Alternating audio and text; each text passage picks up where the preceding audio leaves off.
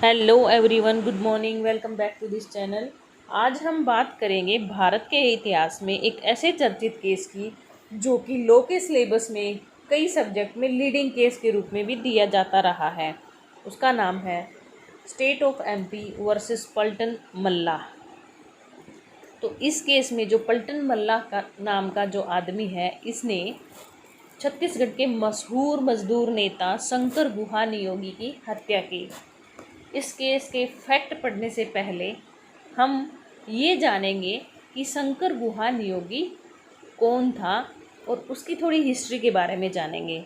तो आइए चलिए देखते हैं। शंकर गुहा नियोगी छत्तीसगढ़ के एक मशहूर मजदूर नेता थे। भारत में वैसे तो बहुत मजदूर नेता हुए हैं, लेकिन इनमें से दो नाम सबसे ज़्यादा फेमस रहे हैं।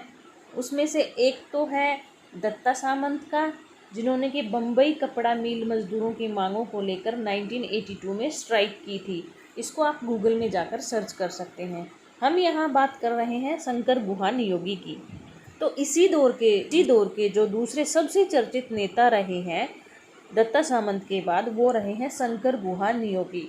उन्होंने 1977 में अनऑर्गेनाइज्ड क्षेत्र में जो मजदूर थे उनके लिए एक बहुत बड़ा आंदोलन खड़ा किया, उनकी सहायता के लिए, उनकी मांगों को लेकर, उनके अधिकारों को लेकर। छत्तीसगढ़ के इस मजदूर नेता का आंदोलन स्ट्राइक तक ही लिमिटेड नहीं था, वो और भी सामाजिक कार्यों में आगे रहते थे। बेसिकली वो पश्चिम बंगाल के जलपाईगुड़ी के रहने वाले थे और उनका असली नाम धीरेश था। 1970 के दशक की शुरुआत में वे छत्तीसगढ़ आए और यहाँ भिलाई स्टील संयंत्र बीएसपी में बतौर एक कुशल श्रमिक काम करने लगे। अपने छात्र जीवन से ही वो मजदूरों के समर्थन में काम करते थे, तो इसलिए धीरेश जल्दी ही जो बीएसपी के एक मजदूर नेता के तौर पर पहचाने जाने लगे। याद रहे, ये जो बीएसपी यहाँ पर वर्ड यूज किया जा रहा है, ये एब्रीविएशन है भिलाई स्टील संयंत्र का। तो उस समय इस संयंत्र में कभी मजदूरों की हड़ताल नहीं हुई थी, या फिर यूँ कहें कि उन्होंने अपनी मांगों को लेकर कभी भी उनको किसी ने एकजुट नहीं होने दिया था।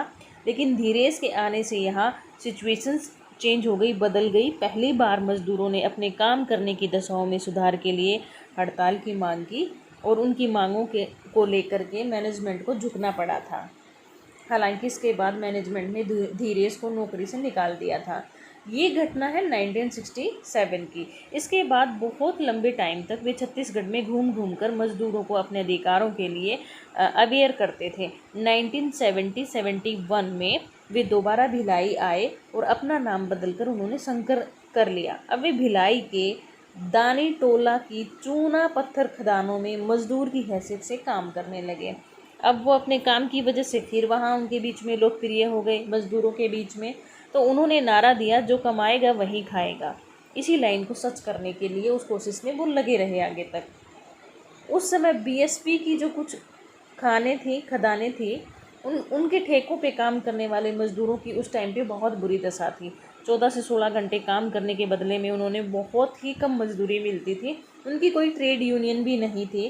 शंकर ने इन मजदूरों को साथ लेकर के 1977 में ट्रेड यूनियन का गठन किया और इसके बैनर के नीचे मजदूरों के वेलफेयर के लिए बहुत सारी एक्टिविटीज़ शुरू की।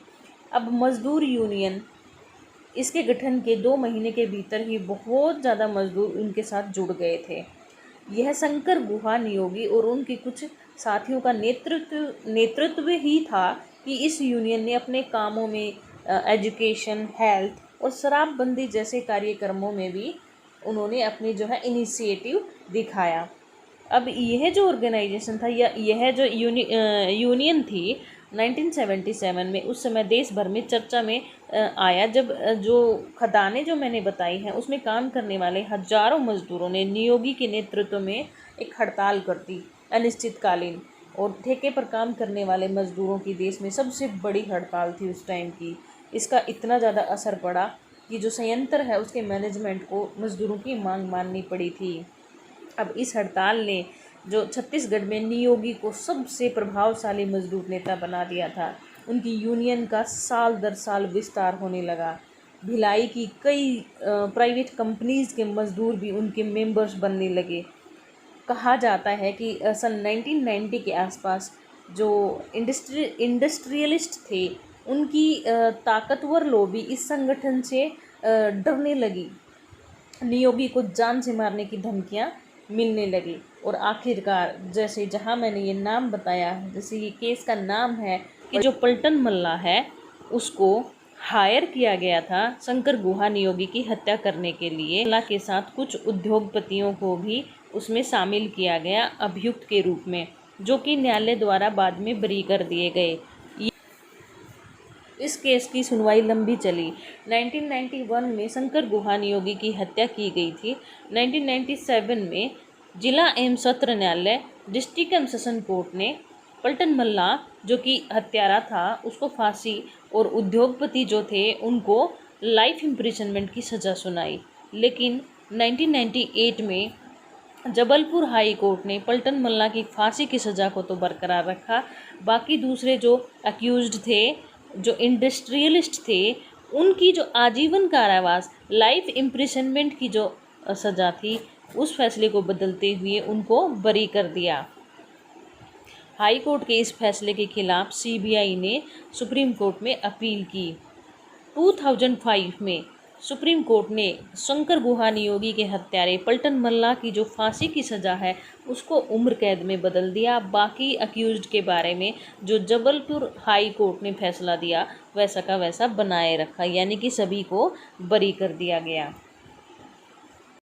तो जब इस केस के जजमेंट को पढ़ेंगे तो आप उसमें देखेंगे कि 302 आईपीसी, 34 कॉमन इंटेंशन आईपीसी और क्रिमिनल कॉन्स्पिरेसी का उनके ऊपर चार्ज लगा था। लेकिन बाकी अभियुक्तों को सबूतों के अभाव में बरी कर दिया गया था और पलटन मल्ला अब भी लाइफ इम्प्रिजनमेंट की सज़ा काट रहा है।